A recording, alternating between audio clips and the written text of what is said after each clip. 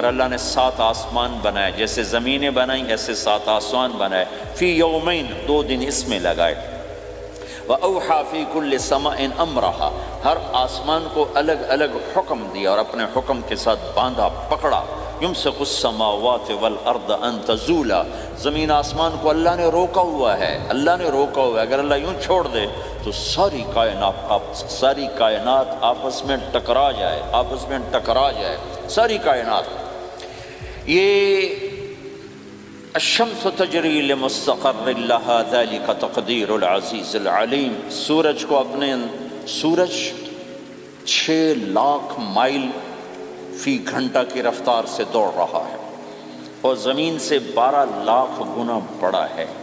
اور اس میں temperature 2.5 crore centi grade تک اس کا ٹیمپریچر چلتا ہے، اور یہ کوئی ٹھوس چیز نہیں، گیسز ہیں، اور ہر سیکنڈ میں اس میں ہیلیم گیس پھٹتی ہے اور وہ ہائیڈروجن میں تبدیل ہوتی ہے۔ 1 سیکنڈ میں جب وہ دھماکہ ہوتا ہے تو 50 کروڑ ایٹم بم کے پھٹنے کے برابر انرجی پیدا ہوتی ہے،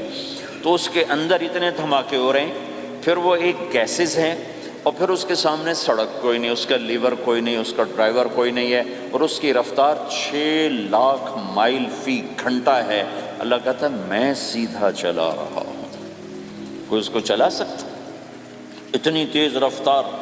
والقمر قدرناہ منازل، چاند کو اس کے ساتھ چلایا،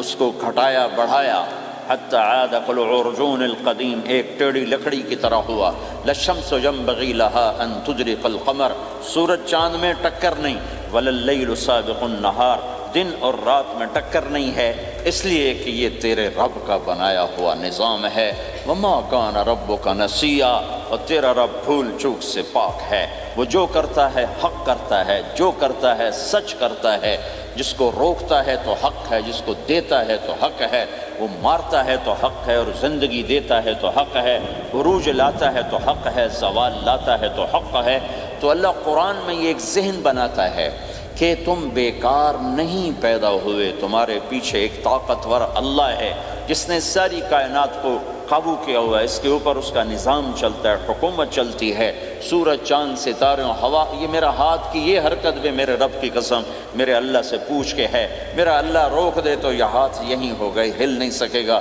کتنے لوگ جو ہاتھ اٹھانا چاہتے ہیں نہیں اٹھا سکتے، آنکھ کھولنا چاہتے ہیں نہیں کھول سکتے، بولنا چاہتے ہیں نہیں بول سکتے، چلنا چاہتے ہیں نہیں چل سکتے۔ جس نے چلایا اسی نے بٹھایا، جس نے بڑھایا اسی نے ہٹایا، جس نے زندگی دی اسی نے موت دی، جس نے موت دی ہے وہی موت کے بعد زندہ کرنے والا ہے۔ یہ اس ساری کائنات پر اللہ تعالیٰ اپنے طاقت کے ساتھ حکمران ہے، اور اللہ تعالیٰ یہ ذہن بناتا ہے کہ اس ساری کائنات میں وہ ہوتا ہے جو اللہ چاہتا ہے، وہ نہیں ہوتا جو تم چاہتے ہو، وہ ہوتا ہے جو اللہ چاہتا ہے۔ ایک قرآن میں اللہ نے یہ ذہن نبیوں کے قصوں سے ہمارا بنایا کہ موسیٰ علیہ السلام تشریف لا رہے ہیں، ان کے ہاتھ میں ڈنڈا ہے،